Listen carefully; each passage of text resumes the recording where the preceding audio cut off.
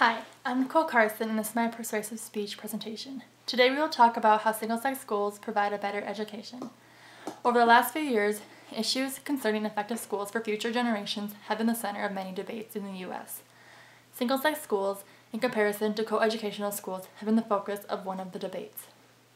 Single-sex schools have been private for many years and has been an option for only children with wealthy parents. President Bush provided all parents with the option of sending their children to single-sex schools. Title IX discourages the idea of single-sex education while it prohibits sex discrimination. Other acts and organizations beg to differ along with this case. This is just a start to the debate on how single-sex schools provide a better education.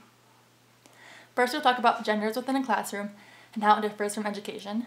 Second, we'll talk about Title IX and the No Child Left Behind Act. And then third, we'll talk about NASB, which is an organization that helps promote single-sex schools. To start off, my first point, in an article written by Johanna Grossman from 2002 from Find Laws Writ, wrote about the Bush administration's push for single-sex education. She entails part of the Find Laws legal commentary. Grossman is a professor of law. She also included aspects of the legal end of the debate regarding single-sex schools. She's an expert in sex discrimination and has written extensively on the workplace equality. In 2002, the president's policy change should have made the women's rights advocates nervous. The push to amend Title IX's regulation also had regulations to permit single-sex programs came at the same time that the Bush administration had refused to come out strongly in the favor of Title IX. Title IX's protections against the discrimination in athletics opportunities for girls and women. Many researchers have found that single-sex education may benefit women and girls in some circumstances, although many others dispute these findings. The one thing that most agree on is that single-sex education is not only the factor that ails the public educational system. It helps connect the reader to previous and past court cases and decisions that are now included in single-sex schools and Title IX. In an article written by Ellen Wall from 1999, she writes on acting on what we know from Education Development Center. This article by Wall encourages the reader to understand that providing a good education to students is more important than worrying about having two genders in only one classroom. Wall focuses more on the education background and further this aspect of schools rather than just gender-based accusations.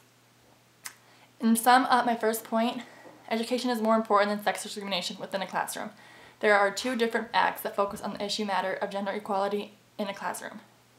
Now to start with my second point, Title IX and the No Child Left Behind Act involvement with schools. In an article written by CBS News in 2002, it provided the Bush's push for single-sex schools.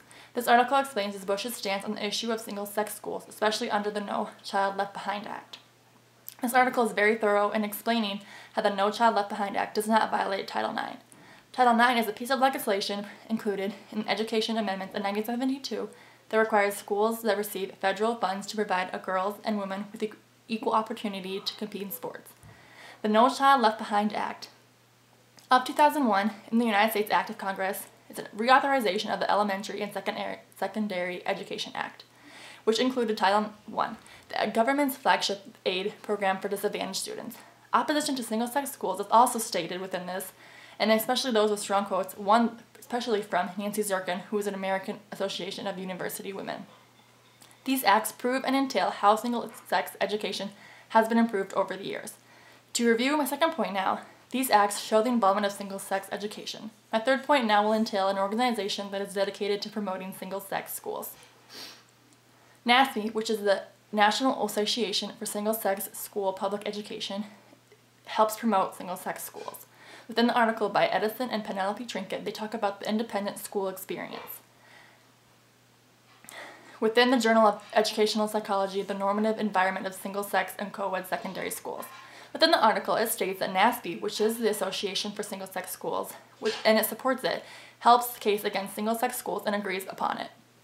The new regulations allow co-educational public schools, such as elementary and secondary schools, to offer single-sex classrooms, provided that the schools have to provide a rationale for offering a single-gender class in that certain subject. They must also provide a co-educational class in that same subject as well. The location may be at the same school, but the school or district may also elect to offer the co-educational alternative at a different school. Lastly, they must conduct a review every 2 years to determine whether single-sex classes are still necessary there. NASB supports the new regulations, although they regret the Department of Education, both under President George W. Bush, and President Barack Obama, as it has failed to communicate effectively with the general public. They strive to follow their guidelines and prove to the public that single-sex schools provide a better education. These are organizations and groups that help promote and benefit the idea of single-sex education. Overall, single-sex education has been a long and ongoing battle for people and need to consider actions to be taken to further put this controversial topic to rest. Today, within this generation, parents need to focus on the benefits of school.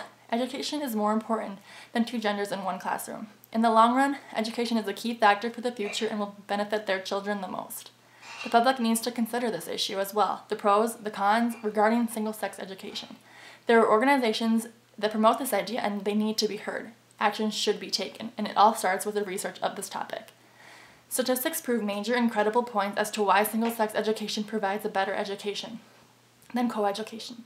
Today we have talked about genders within a classroom and the education within them, Title IX and No Child Left Behind Act involvement within single-sex schools, and NASME, which is an organization that helps promote single-sex education. Altogether, this should provide that single-sex do have a better education than co-educational. Thank you for listening.